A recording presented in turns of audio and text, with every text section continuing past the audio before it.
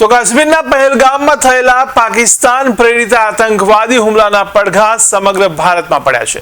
ત્યારે અમદાવાદના નરોડા વિસ્તારમાં શનિવારે વ્યાપારી સંગઠને સ્વયંભૂ બંધ રાખીને આતંકવાદનો આક્રોશ સાથે વિરોધ કર્યો છે। ત્યારે આતંકવાદી હુમલામાં શહીદ દેશવાસીઓને શ્રદ્ધાંજલિ આપવા तुलसी क्यारो समूह लग्न समिति नरोडाना सभ्योनी आगेवानीमां नरोडाना स्थानिको अने सामाजिक अग्रणीओए आ निमित्ते सांजे 7 वागे नरोडा स्मशानथी लईने हरिदर्शन 4 रस्ता सुधी अने कावेरी बंगलोजथी शरू करीने हरिदर्शन 4 रस्ता सुधी जन आक्रोश दर्शाव्यो। त्यारे केन्डल मार्चनुं आयोजन करवामां आव्युं। त्यारे खूब मोटा प्रमाणमां नगरजनों साथे म्युनिसिपल काउंसिलर, पूर्व काउंसिलरो, नरोडाना धारासभ्य पण हाजर रह्या। त्यारे पाकिस्तान प्रत्ये खूब ज आक्रोश जोवा मळ्यो छे। त्यारे जनतानो एक ज अवाज हतो के विकास थोड़ो मोडो थशे तो चालशे पण पाकिस्ताननो विनाश थवो जोईए। त्यारे आपणे देशना शहीदोने न्याय मळे ए माटे सरकार जे पण पगला भरे एमां अमे तेमनी साथे उभा छीए अने अमे आशा राखीए छीए के सरकार पाकिस्तान प्रेरित आतंकवाद अने पाकिस्तान सामे कड़कमां कड़क पगला भरे तेवी मांग करवामां आवी हती।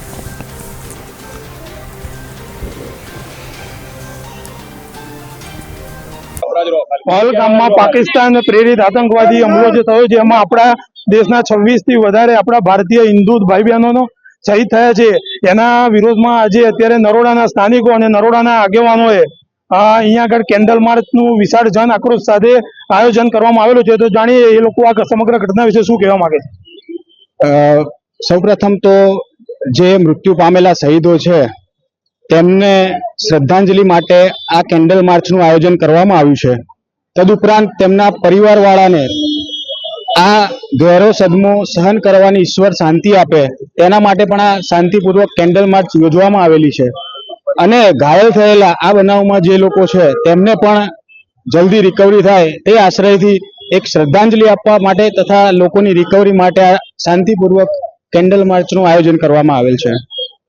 આ કેન્ડલ માર્ચ અહીંયા નરોડા સ્મશાનેથી નીકળીને આગળ ક્યાં સુધી જશે અને કેવી રીતનું આયોજન કરવામાં આવ્યું? આમાં આજે નરોડા તથા નિકોલના વેપારી એસોસિએશન દ્વારા સ્વયંભૂ સદંતર બંધ પાડવામાં આવેલું અને ત્યારબાદ તેને આ કેન્ડલ માર્ચ હરિદર્શન ચોકડી સુધી ચાલીને ત્યાં આની પૂર્ણાહુતિ કરવાનું નક્કી કરવામાં આવેલું છે।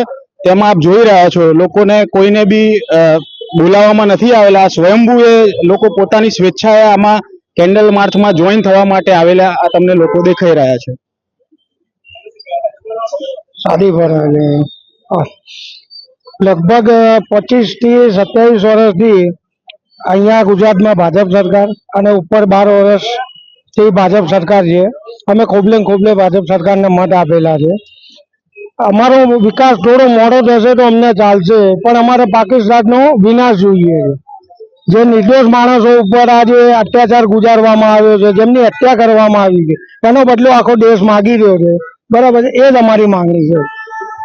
અત્યારે સ્થાનિકો જેઓ પાકિસ્તાન પર કડક આક્રોશ છે, પાકિસ્તાન પર એક્શન લે એવી સરકાર છે। ભારત ન્યૂઝ સાથે જીકેશ પટેલ, અમદાવાદ।